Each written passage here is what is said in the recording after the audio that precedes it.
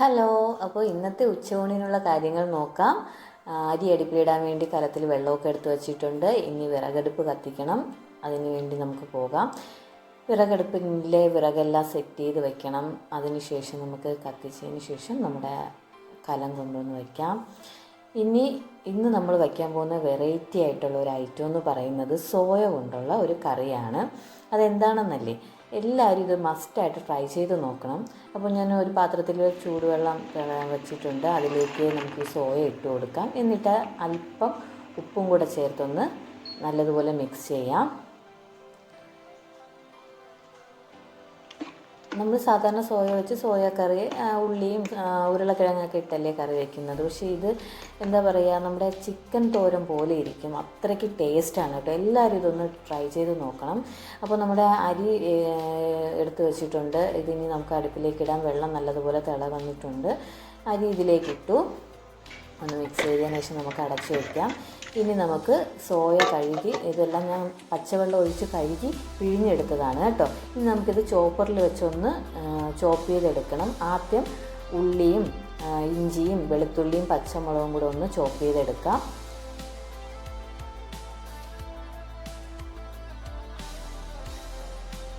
അത് ചോപ്പ് ചെയ്ത് മാറ്റി വെച്ചിട്ടുണ്ട്. ഇനി കുറച്ച് സോയ ഇട്ട് ചോപ്പ് ചെയ്തെടുക്കാം.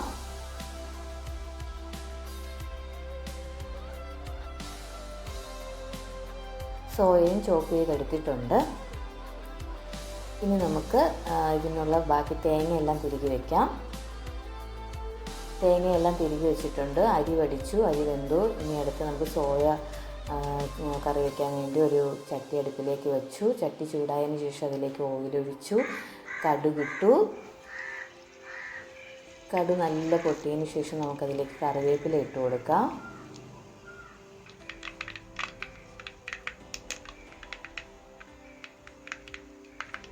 ഇനി നമുക്ക് ചോപ്പ് ചെയ്ത് വെച്ചിരിക്കുന്ന സവാള ഇതിലേക്കിട്ട് നല്ലതുപോലെ വഴറ്റിയെടുക്കാം.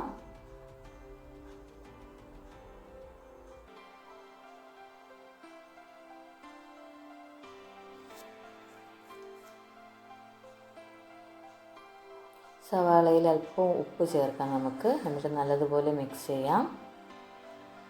സവാളയെല്ലാം നല്ലതുപോലെ വഴറ്റി ഇട്ടിട്ടുണ്ട്. ഇനി ഇതിലേക്ക് നമുക്ക് പൊടികൾ ചേർക്കാം. മഞ്ഞൾപ്പൊടി, മുളക് പൊടി, ഇതെല്ലാം ആവശ്യത്തിന് മതി കേട്ടോ. അവരവരുടെ എരിവിന് ആവശ്യമായിട്ടുള്ള മുളക് പൊടി അങ്ങനെ മതി. അതാണ് ഞാനൊരു കണക്ക് പറയാത്തത്.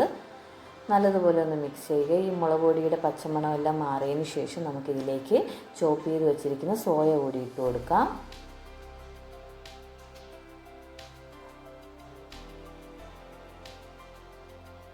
നല്ലതുപോലെ മിക്സ് ചെയ്യുക.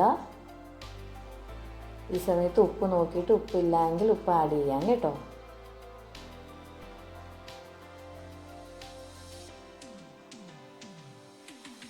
ഇനി ഇതിലേക്ക് നമുക്ക് തിരികെ വെച്ചിരിക്കുന്ന തേങ്ങ കൂടി ആഡ് ചെയ്യാം. നല്ലതുപോലെ മിക്സ് ചെയ്ത് നല്ലതുപോലെ മൂപ്പിച്ചെടുക്കണം. എന്നാൽ മാത്രമേ ഇത് ടേസ്റ്റ് കൂടുള്ളൂ.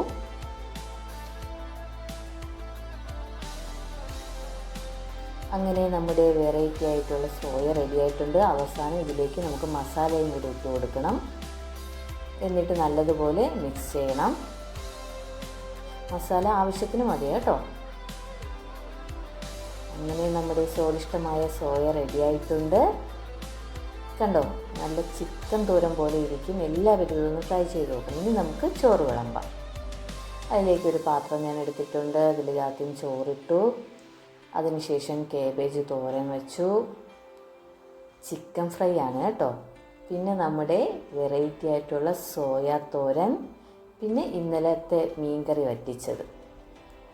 പിന്നെ ഒഴിക്കാനും ഒഴിച്ച് നമുക്ക് ചോറ് കഴിക്കാം. അപ്പോൾ എല്ലാവരും ട്രൈ ചെയ്യേണ്ട ഒരു ഐറ്റമാണ് നമ്മുടെ സോയ തോരൻ. എല്ലാവരും തീർച്ചയായും ഇതൊന്ന് ട്രൈ ചെയ്യണം. നമ്മുടെ ചിക്കൻ തോരൻ തോറ്റു പോകും ഇതിന്. അപ്പോൾ മറ്റൊരു വീഡിയോയുമായി അടുത്ത ദിവസം നമുക്ക് വീണ്ടും കാണാം. Okay, by.